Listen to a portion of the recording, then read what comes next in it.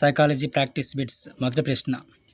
Lawrence Kohlberg నైతిక వికాస సిద్ధాంతం ప్రకారం 14 సంవత్సరాల నుంచి వయోజన దశ వరకు ఉండే స్థాయిని ఇలా అంటారు. ఉత్తర సాంప్రదాయ స్థాయి అంటారు. తర్వాత ప్రశ్న. ఈ క్రింది వానిలో ప్రవర్తనావాదాన్ని ప్రవేశపెట్టింది ఎవరు? జాన్ బి వాట్సన్ ప్రవేశపెట్టారు ప్రవర్తనావాదాన్ని. తర్వాత ప్రశ్న. ఎలిజబెత్ హర్లాక్ ప్రకారం 6 సంవత్సరాల నుంచి 10 సంవత్సరాల వరకు ఉండే దశ ఉత్తర బాల్య దశ.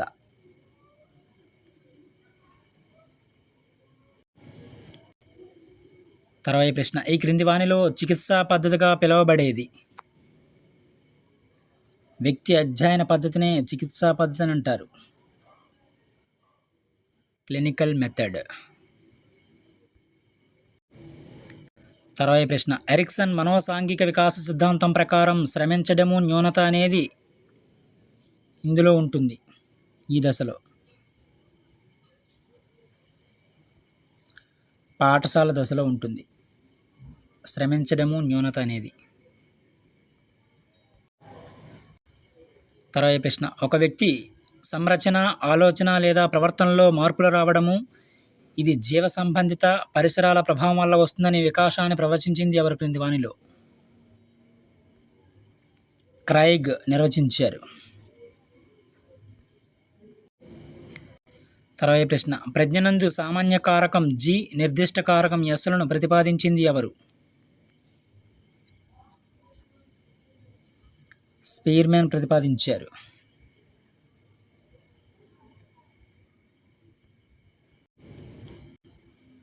తర్వాత ప్రశ్న. ఒక వ్యక్తికి ఒక కృత్యం లేదా విషయం అతి ముఖ్యమనిపించే ఒక అనుభూతిని ఎలా పిలుస్తారు?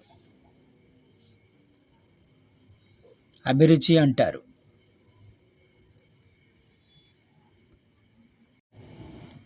తర్వాత ప్రశ్న. ఎలిజబెత్ హర్లాక్ పుస్తకం డెవలప్మెంట్ సైకాలజీ ఏ లైఫ్ స్పాన్ అప్రోచ్ ప్రకారం సాంఘిక సమూహ రకం కానిది?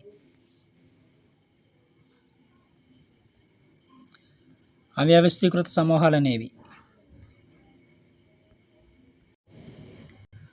తర్వాత ప్రశ్న. భగ్న ప్రేమికుడు కవిగా మారడం ఈ కింది రక్షక తంత్రం కిందకి చెందినది? ఉదాత్తీకరణ.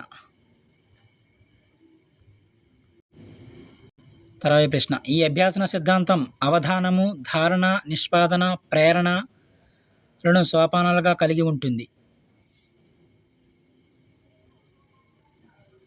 పరిశీలన అభ్యాసనము. తర్వాత ప్రశ్న. ఒక పద్ధతిలో నేర్చుకున్న విషయం లేక పొందిన శిక్షణ వేరొక పరిస్థితిలోని అభ్యాసనానికి ఆటంకపరిస్తే అది ప్రతికూల అభ్యాసన బదలాయింపది. తర్వాత ప్రశ్న. నింద కంటే పొగడ్త, శిక్ష కంటే బహుమానం మంచి ఫలితాలు సాధించడానికి తోడ్పడతాయని పేర్కొన్నది ఎవరు క్రింది వానిలో? హర్లాక్ పేర్కొన్నారు. తర్వాత ప్రశ్న. కరెంటు తీగలను ఉత్త చేతులతో ముట్టుకుంటే షాక్ కొడుతుందని, మందంగా ఉన్న ప్లాస్టిక్ గ్లౌజులు వేసుకుని ముట్టుకుంటే షాక్ కొట్టదని తెలుసుకోవడం అనేది ఎటువంటి భావనా సూత్రం? విచక్షణ.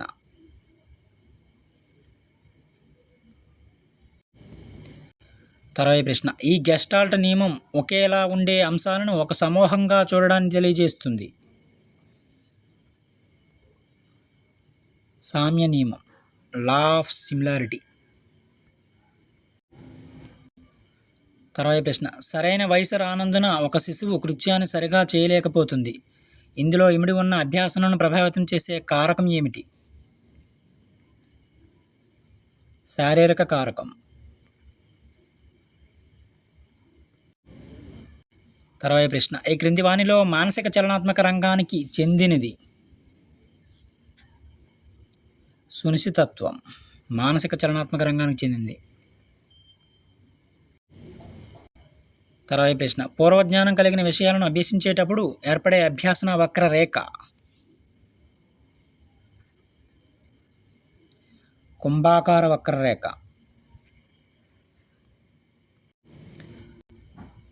తర్వాత ప్రశ్న, ప్రయోగాలు చేయడం ద్వారా గుర్తుంచుకోవడం ఈ స్మృతి విధానం. ప్రయోగాలు చేయడం ద్వారా గుర్తుంచుకోవడం అనేది ఈ స్మృతి విధానం. క్రియాత్మక స్మృతి. తర్వాత ప్రశ్న, ప్రతి అభ్యాసకుడు అభ్యాసన అంశాలను తనదైన ప్రత్యేక విధానంలో నేర్చుకుంటాడు. దీనిని ఇలా అంటారు. అభ్యాసన శైలి అంటారు. తర్వాత ప్రశ్న, నెటికెట్స్ అనగా అంతర్జాల వినియోగంలో పాటించాల్సిన నియమాలు. నెటికెట్స్ అంటే. తర్వాత ప్రశ్న, అంతర్జాతీయ బాలల హక్కుల దినోత్సవం. అంతర్జాతీయ బాలల హక్కుల దినోత్సవం ఏ రోజున జరుపుకుంటారు? నవంబర్ 20. తర్వాత ప్రశ్న, ఎన్సిఎఫ్ 2005 ప్రకారం బోధన యొక్క ముఖ్య ఉద్దేశం ఏమిటి? జ్ఞాన నిర్మాణం. తర్వాత ప్రశ్న, ఆర్టీఈ 2009లో సెక్షన్ల సంఖ్య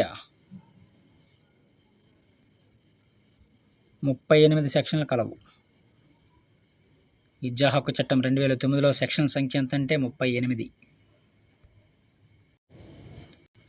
తర్వాత ప్రశ్న, ఎన్ఈపి 2020 ప్రకారం విద్యా స్థాయిలు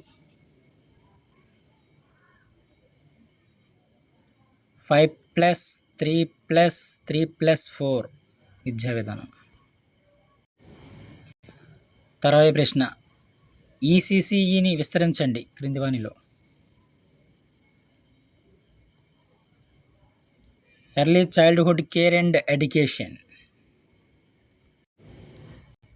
తర్వాత ప్రశ్న, SWAYAM స్వయం అనే కార్యక్రమాన్ని నడుపుచున్న సంస్థ ఏది క్రింది వానిలో? Ministry of education. తర్వాత ప్రశ్న, సిడి అనగా కాంపాక్ట్ డిస్క్.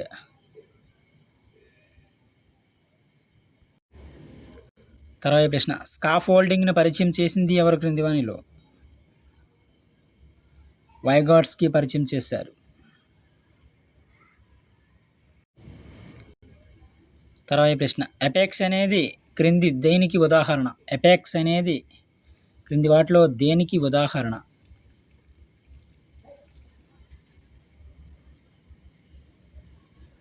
ఫార్మ్కి. ఇవి కొన్ని ముఖ్యమైన సైకాలజీ ప్రాక్టీస్ బిట్స్. మరిన్ని ప్రాక్టీస్ బిట్స్ కోసం మన ఛానల్ సబ్స్క్రైబ్ చేసుకోండి ఫ్రెండ్స్. Thank you.